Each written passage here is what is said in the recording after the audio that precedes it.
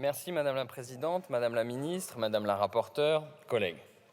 Il n'y a pas de République sans service public. Nos concitoyens le sentent, ils le savent. Ils y sont tous tellement attachés à ce service public. Nous le répétons si souvent dans cet hémicycle. Le service public, c'est le patrimoine de ceux qui n'en ont pas. C'est la concrétisation du principe d'égalité qui figure dans notre devise. Que vous soyez riche ou pauvre, jeune ou vieux, en ville ou à la campagne, la République vous garantit des droits grâce au service public. Ces droits sont pour la plupart inconditionnels. Vous avez le droit de vivre, d'avoir une identité, d'accéder à l'énergie, raison pour laquelle EDF était et devrait être un service public. Vous avez le droit aussi de vous protéger face aux risques de la vie, le chômage, la vieillesse, les accidents, la maladie. L'article 1er de la Constitution consacre la France comme une république indivisible, laïque, démocratique et sociale. J'insiste sur ce dernier adjectif de social, car il ne s'agit pas simplement de consacrer un droit formel, mais bien d'assurer que les droits doivent être effectifs. Le service public, c'est précisément la concrétisation d'un droit. Nous sommes égaux en droit, dit la Déclaration des droits de l'homme et du citoyen, mais qu'est-ce que cela signifie ? Non pas que nous sommes égaux une fois pour toutes à la naissance, mais que nous devons agir pour être égaux en fait et à minima égaux devant nos droits. N'importe où sur le territoire, les citoyens doivent donc avoir accès à leurs droits, c'est-à-dire aux services publics. Et pour cela, des administrations sont à la disposition de nos concitoyennes et concitoyens. Je dis sont, mais je devrais dire étaient. Car depuis plusieurs années, le service public est affaibli constamment par les politiques d'austérité, mais aussi par la stratégie de dématérialisation adoptée par les gouvernements successifs. Cette stratégie a bien sûr une part de légitimité. On règle bien des problèmes par Internet, sans avoir à se déplacer devant un guichet. Personne dans cet hémicycle, je le répète, personne dans cet hémicycle ne contestera l'utilité des services publics en ligne. En revanche, la dématérialisation généralisée des services publics laisse de côté un très grand nombre de personnes. J'imagine que vous avez comme moi à l'esprit la situation des personnes les plus vulnérables. Évidemment, c'est d'abord pour elles que nous défendons cette proposition de loi de réouverture des guichets de tous les services publics. Lorsque la précarité rend toute démarche difficile, pesante, lorsque le quotidien est incertain et fait peser une charge mentale qu'en réalité peu d'entre nous pourraient supporter, lorsqu'il faut parer à l'urgence pour soi, pour ses proches, ses enfants, alors qu'on n'a pas Internet et peut-être même pas d'électricité du tout, qu'on vit une situation complexe qui ne rentre dans aucune case, alors on subit une violence de plus si l'administration ne nous offre pas de visage humain, pas de voix humaine pour dialoguer. Je vous le dis sans misérabilisme, en toute objectivité. D'ailleurs, il serait faux de croire que l'absence d'accueil physique des services publics ne concerne que les personnes vulnérables. Les difficultés qu'elles créent touchent tous les âges, toutes les situations. Toutes et tous, nous avons déjà été littéralement empêtrés dans une procédure, dans un formulaire, dont la complexité nous a paru, à vrai dire, quasiment surhumaine. Combien de fois s'est-on dit qu'une conversation avec un véritable être humain à l'autre bout du fil aurait réglé toutes les difficultés dont on avait cru ne jamais pouvoir sortir ? Ou encore, combien de fois a-t-on laissé filer en se disant, après tout, nous ne vivons pas dans une telle urgence que nous ne pouvions renoncer à utiliser nos droits au lieu de nous compliquer la vie.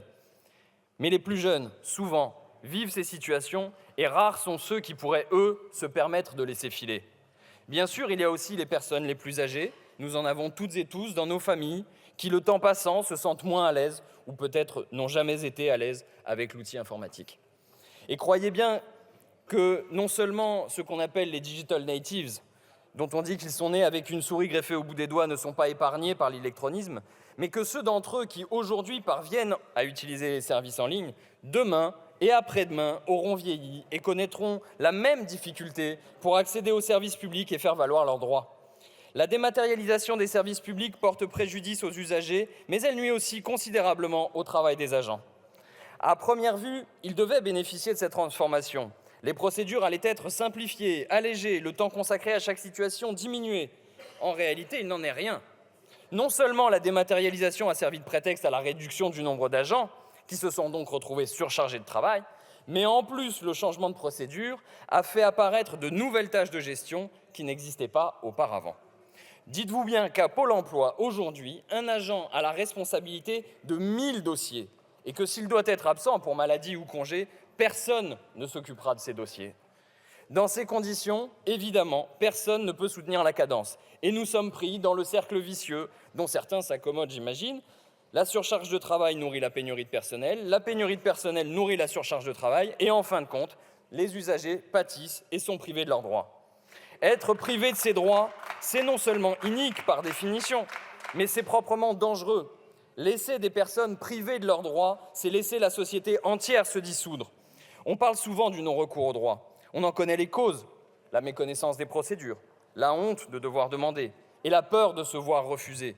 Mais ce dont il est question et contre quoi nous vous proposons de lutter, ce sont des situations de non-recours forcés.